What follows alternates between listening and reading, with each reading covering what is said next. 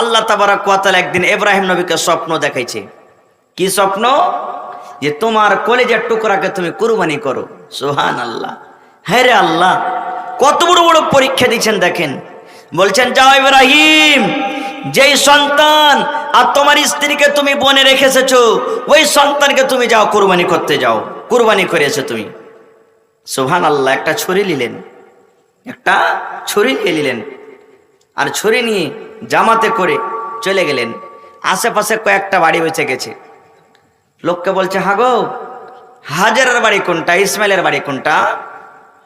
তো বলছে এটা ওর বাড়ি। লোকেরাও তো চিনে না যে এটা ইসমাইলের বা। চলে গেলেন বাড়িতে। সুবহানাল্লাহ। বাড়িতে যাওয়ার পর এবার ইসমাইলকে একান্তে ভাবে ডাইকে ইব্রাহিম নবী বলছেন, ইয়া বোনাইয়া, ওরে আমার কলেজার টুকরা সন্তান, বাবা ধর রে, ইন্নী আরা ফিল মানামি আন্নী আযবাহুকা।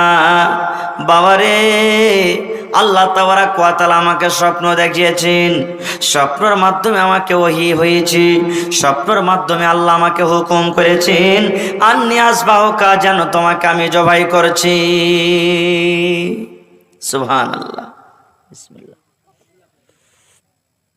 বলছে বাবা, আল্লাহ আমাকে স্বপ্ন দেখালছে যে তোমাকে আমি কুরবানি করছি।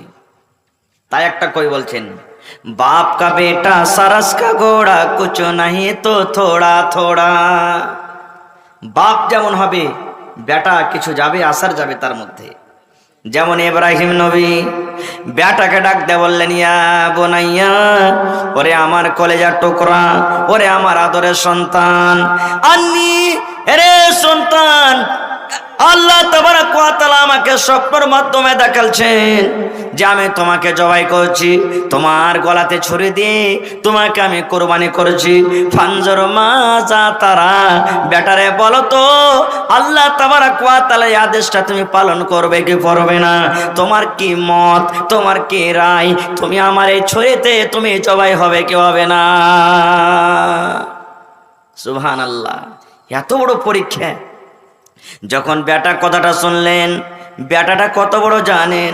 আল্লাহর কোরআন বলছেন ফালাম্মা বালাগা মা হুসায়া, মানে এত বড় বয়স হয়েছে ইসমাইলের যে বাপের সাথে চলাফেরা করবি। মানে হয়তো ইসমাইলের বয়স 7 বছর কিংবা 6 বছর কিংবা 5 বছর কিংবা 8 বছর, 10 বছর থেকে নামতে নমেতে বয়স, এরকম বয়সের সন্তানকে বলছে বাবারি, আল্লাহ রাব্বুল আলামিন আদেশ করেছেন যে আমি তোমার গলাতে ছুরি দিয়ে জবাই করছি। বেটা বলো তোমার মত কি আছে, তোমার কি রায় আছে? এবার বাবার কথা শুনে ইসমাইল বলছেন, ইয়া বাতি ফাল মা তোমার সাতাজদনি ইনশাআল্লাহু মিনাস সাবিরিন। এবার ইসমাইল নবী বলছেন, ইয়া বাতি ফাল, আব্বা গো, আল্লাহ তাবারক ওয়া তাআলা আপনাকে যা আদেশ করেছেন তাই করেন গো বাবা, তাই করেন। চলেন আপনি আমাকে কোথায় কোরবানি নিয়ে যাবেন কোরবানি করতে? মিনার মাঠে যাবেন কিংবা কোনো মাঠে ময়দানে নিয়ে যাবেন? আব্বা চলেন আমাকে নিয়ে চলেন, আমি রাজি আছি। চলেন চলেন আমাকে কোথায় নিয়ে যাবেন? আপনি আমার গলাতে ছুরি দিয়ে আপনি জবাই করে দেন, আপনি আমার গলাতে ছুরি দিয়ে কোরবানি করে দেন। আমি হিলাডালা করব না, আমি ছটপট করবো না গো আব্বাজান, ছটপট করে আপনার ছুরির তলা থেকে আমি পালিয়ে যাব না, আপনাকে আল্লাহর নাফরমান বান্দা হয়ে দেব না। আব্বা গো চলেন তাড়াতাড়ি করে, আপনি কোথায় আমাকে কোরবানি করবেন, আমাকে নিয়ে চলেন। ওরে সুবহানাল্লাহ। আল্লাহ তাবারক ওয়া তাআলার কোরআনে বলছেন ফালাম্মা আসলামা ওয়া তাল্লাহু লিল জাবিন। বাপ বেটা রাজি হয়ে গেল কুরবানি করার জন্য, বেটা রাজি হয়ে গেল আমি কুরবানি হয়ে যাব, বাপ রাজি হয়ে গেল আমি কুরবানি করব। আল্লাহর কোরআন বলছেন বাপ বেটা রাজি হয়ে গেল, এবার হাঁটতে শুরু করেছে মিনার মাঠের দিকে। শয়তান ইবলিস মানুষের রূপ ধরে দৌড়াতে দৌড়াতে দৌড়াতে দৌড়াতে দৌড়াতে মা হাজেরা কাইসা বলছেন, হাজেরা বিবি তুমি কি জানো? বলছে কি হয়েছে? যে ছেলেকে তুমি কত কষ্ট করে মানুষ করেছো, হাজেরা বিবি যে সন্তানকে তুমি কষ্ট করে মানুষ করেছো, আজকে তোমার ওই কলেজার সন্তানকে তোমার স্বামী ইব্রাহিম খলিলুল্লাহ কুরবানি করতে নিয়ে যায়। আরে মানা করো, ধরো, তোমার স্বামী তোমার ছেলেকে কুরবানি করতে নিয়ে যায়। যখন কথাটা বলা, মা হাজেরা বলছেন, আরে বেঈমান শয়তান, বাপকে নিজের বেটাকে কুরবানি করতে পারে এটা জীবনে হবে না। বলছে আমি সত্য বলছি। এরে মায়েরা খালারা, এমার দারোগা টোলার মায়েরা খালারা শোনেন একটু ধ্যান দিয়ে। হাজেরা বেবে কেমন দেখেন। আবার শয়তান বলছে, এই হাজেরা তুমি বুঝো না, জানো না, আল্লাহর আদেশ হয়েছে, আল্লাহর হুকুম হয়েছে, তোমার বেটাকে কুরবানি করতে নিয়ে গেল। যখন কথাটা বলা, মা হাজেরা বিসমিল্লাহ আল্লাহু আকবার বলে একটা পাথর তার দিকে মেরেছে। আর মারার পর বলছে, শয়তান ইবলিস তুই আমার সামনে থেকে হটে যা। আমি কত ভাগ্যবান মহিলা, আমার নসিবটা কত ভালো রে, আমার ভাগ্যটা কত ভালো। গোটা পৃথিবীর মধ্যে আমার মহিলা আমি একটা নারী জাতি, আমার নসিবটা ভালো। আল্লাহ তাবারাক ওয়া তাআলা দুনিয়ার কোন মহিলার সন্তানকে আল্লাহ কবুল করেনি, কোন মহিলার সন্তানকে আল্লাহ কুরবানি চাইনি। আমার নসিবটা কত ভালো, আল্লাহ তাবারাক ওয়া তাআলা আমার মতো মহিলার সন্তানকে আল্লাহ কুরবানি চেয়েছেন। যায় কুরবানি, যায় কুরবানি হয়ে যায় আমার সন্তান কি আমি আল্লাহ তাবারাক ওয়া তাআলার রায় আমি সঁপে দিলাম, হইতে যা, তুই আমার দরবার থেকে হইতে যা। যখন হাজারের কাছে জায়গা না পেয়েছে, তখন চলে এসেছে ইব্রাহিম নবীর কাছে, আগা ঘিরে নিয়েছে। হ্যাঁ ইব্রাহিম, আরে তুমি কি পাগল হয়েছো নাকি? আরে এত বড় কলিজার টুকরা সন্তান জীবনে বেঁচে থাকা কালে একটা পেয়েছো, আর ওকে তুমি এসে কুরবানি করতে? যখন এই কথাটা বলা, ইব্রাহিম নবী জানলেন এটা শয়তান, এটা হলো ইবলিস, এটা হলো মালউন, আমাকে নাফরমানি করাতে এসেছে, কুরবানিতে বাধা দিতে এসেছে। বিসমিল্লাহ আল্লাহু আকবার বলে একটা এমন জোর করে পাথর মেরেছে, সুবহানাল্লাহ। শয়তান সাথে সাথে এবার রাস্তা ছেড়ে দিয়েছে। যখন ওখানে না পেরেছে, এবার ইসমাইলের কানে কানে এসে বলছে, ইসমাইল তুমি কি জানো রে বাবা তোমাকে কোথায় নিয়ে যাচ্ছে তোমার আব্বা জান? বলছে না জানি না। বলছে বাবা রে, তোমার আব্বাজান তোমাকে কুরবানি করার জন্য মিনার মাঠে নিয়ে যাই। বাবারে তুমি জীবন দুনিয়াতে হারিয়ে দিবে, আর তুমি বেঁচে থাকবে না।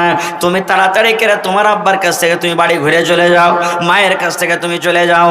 যখন কথাটা বলা, আল্লাহ তাবারাক ওয়া তাআলার আদেশে ইসমাইল নবী বিসমিল্লাহ আল্লাহু আকবার বলে পাথরকে এমন পাথর নিয়ে এমন জোর করে শয়তানকে মারলো। শয়তান ওখানে জায়গা পেল না, সাথে সাথে শয়তান রাস্তা ছেড়ে দিল। আল্লাহ তাবারাক ওয়া তাআলা আদেশ করে দিলেন, হাজিরে দুনিয়াতে কিয়ামত পর্যন্ত যত লোক মক্কাতে হজ করতে যাবে, ওই 3 জায়গাতে তোমাদেরকে পাথর মারতে হবে। শেষ পর্যন্ত মিনার মাঠে চলে গেলেন, মিনার মাঠে চলে গেলেন। মুআইজা হাসানাতে আব্দুর রউফ সাহেব লিখছেন, যখন ইসমাইলকে জবাই করতে যাবে তখন কিছু কথা বলছেন আব্বাকে, আব্বাকে কিছু কথা বলছেন। কি কথা জানেন? বলছে, বাবা গো, মার সন্তান হলাম আমি একটা, মা কত আদর করে আমাকে তৈরি করে মানুষ করেছে। বাবা গো, আপনি যখন আমাকে কুরবানি করবেন গো আব্বা জান, দয়া করে আমার জামা কাপড়গুলো আপনি খুলে নিয়েন, যেন আমার জামাতে 1 ফোঁটা রক্ত যেন না ভরে। কেননা রক্ত যদি আমার মা দেখে নেয়, মা আমার কেন্দে কেন্দে কেন্দে পাগল হয়ে যাবে। 2 নম্বর, আব্বা গো, আপনি নিজের চোখটাতে পাট্টি বেঁধে নেন, নিজের চোখটাতে আপনি রুমাল দিয়ে দিন, নিজের চোখটাতে আপনি গামছা দিয়ে দিয়েন, যেন আব্বা জান আপনি আমাকে যখন জবাই করবেন, আমার গলাতে যখন আপনি ছুরি দিবেন, আমার চোখটা যেন আপনার চোখে চোখে না পড়ে যায়, আমার চোখটা যেন আপনার চোখে চোখে না লেগে যায়। যদি আমার চোখটা আপনার চোখে চোখে লেগে যায়, তাহলে আপনি হয়তো মায়াতে আপনি আমাকে জবাই করতে পারবেন না, দয়াতে আপনি আমাকে জবাই করতে পারবেন না গো আব্বাজান। এই জন্য দয়া করে আপনি নিজের পট্টিটা সুন্দর করে চোখ দিয়ে ঢেকে দিবেন। এই কিছু কথা নিয়ে ইসমাইল নবীকে সুতিয়ে দিলেন। সুতিয়ে দেওয়ার পর এইবারে কিন্তু চাকু ঘষতে শুরু হয়েছে। আল্লাহ তাবারাক ওয়া তাআলার দুনিয়াতে যত মাখলুক আছেন, যত কীট পতঙ্গ আছেন, জীবজন্তু আছে, যত আল্লাহ তাবারাক ওয়া তাআলার ফেরেশতারা আছেন, সব তাকাইছে আর বলছে, আরে আল্লাহ তোমার এটা কেমন পরীক্ষা, আল্লাহ এটা তোমার কেমন একটা ইমতিহান, আল্লাহ তোমার কেমন একটা পরীক্ষা যে আজ এক বাপ নিজের বেটার গলাতে আল্লাহ ছুরি দিয়ে জবাই করবে। আল্লাহ কেমন তোমার এটা পরীক্ষা যে আজ নিজের বাপ নিজের বেটার গলাতে ছুরি দিয়ে আল্লাহ জবাই করবে। এবার ছুরি জবাই করতে যাবে এরকম সময়তে আল্লাহ তাবারাক ওয়া তাআলা জিবরিল ফেরেশতাকে ডাক দেয়, বলছেন, রে জিবরাইল, যাও যাও যাও, জান্নাত থেকে একটা তুমি দুম্বা নিয়ে চলে যাও মিনার মাঠে। আমার নবী ইব্রাহিম পাগল হয়েছে রে, যতক্ষণ পর্যন্ত বেটাকে জবাই না করবে, যতক্ষণ বেটাকে কোরবানি না করবে, ততক্ষণ পর্যন্ত সেই ছুরিটা তার হাত থেকে খুলবে না। যাও যাও, জান্নাত থেকে তুমি দুম্বা নিয়ে যাও, দুম্বা তুমি তার ছড়ির তলাতে রেখে দিবে, আর ইসমাইলকে তার ছড়ির তলা থেকে তুমি হটিয়ে নিবে। যাও, তাড়াতাড়ি করে তুমি নিয়ে চলে যাও। যেমনই আল্লাহর আদেশ, জিবরিল ফেরেশতা চলে গেলেন, জান্নাত থেকে একটা দুম্বা নিয়ে নিলেন, আর তাড়াতাড়ি করে চলে গেলেন মিনার মাঠে। ওর তো ইব্রাহিম নবীর চোখ বান্ধা আছে, ও তো জানে না যে আমি ছুরিতে বাচ্চাকে জবাই করছি কি দুম্বা জবাই করছি। ইসমাইলকে ওখান থেকে ছুরির তলা থেকে হটিয়ে এবার দুম্বা রেখে দিয়েছি। যেমনই দুম্বা রেখে দেওয়া হলো, এবার ছুরি দিয়ে এবার জবাই করতে শুরু করে দিয়েছি। বিসমিল্লাহি আল্লাহু আকবার বলে যেমনই ছুরি দেওয়া, সঙ্গে সঙ্গে দুম্বা জবাই হয়ে গেল। ইব্রাহিম নবীর দিল ফেটে গেল, বলছে, মাবুদ রে, আজ আল্লাহ তোমার আদেশে আমি একটা এমন বাপ, আমি একটা এমন পিতা যে নিজের হাতে আমি নিজের সন্তানকে আল্লাহ আমি কোরবানি করে দিলাম। এবার যদি চোখ থেকে পাট্টি খুলে দেখছে, আরে আমি একটা জানোয়ার জবাই করেছি, আমার ছেলেটা কই? সামনে দেখছেন জিবরিল ফেরেশতা দাঁড় হয়ে আছেন, বলছেন, কি ব্যাপার জিবরিল, আমার কলিজার টুকরা কই? এবার বলছে, যে তোমার কলিজার টুকরা। বলছে, কি ব্যাপার, তুমি তাকে আমার ছড়ের তলে থেকে এখানে এনেছো? এবার জিবরিল ফেরেশতা বলছেন, ইব্রাহিম, ও আল্লাহর দোস্ত, ও আল্লাহর হাবিব, আল্লাহ রাব্বুল আলামিনের উদ্দেশ্য ছিল তোমার দিলটাকে পরীক্ষা করার। তুমি আল্লাহ তাবারাক ওয়া তাআলার পরীক্ষাতে পাস হয়েছো, বেটা কোরবানি করার তোমার উদ্দেশ্য ছিল না। আল্লাহ রাব্বুল আলামিন তোমাকে পরীক্ষা করছিল ইব্রাহিম, ৮০-৮৫ বছর বয়সে এই যে তোমাকে আমি একটা সন্তান দান করেছি, এই সন্তানটাকে বেশি ভালোবাসো না তুমি আমি আল্লাহ আমাকে ভালোবাসো? এইটা আল্লাহ তোমাকে পরীক্ষা করছিল যে ৮০-৮৫ বছর বয়সে তুমি এই বেটাটাকে বেশি ভালোবাসো কি তুমি আমাকে ভালোবাসো? আল্লাহর পরীক্ষাতে তুমি পাস হয়ে গেছো, তুমি বেটার থেকে আল্লাহকে বেশি ভালোবাসো, আল্লাহর পরীক্ষাতে পাস হয়েছো।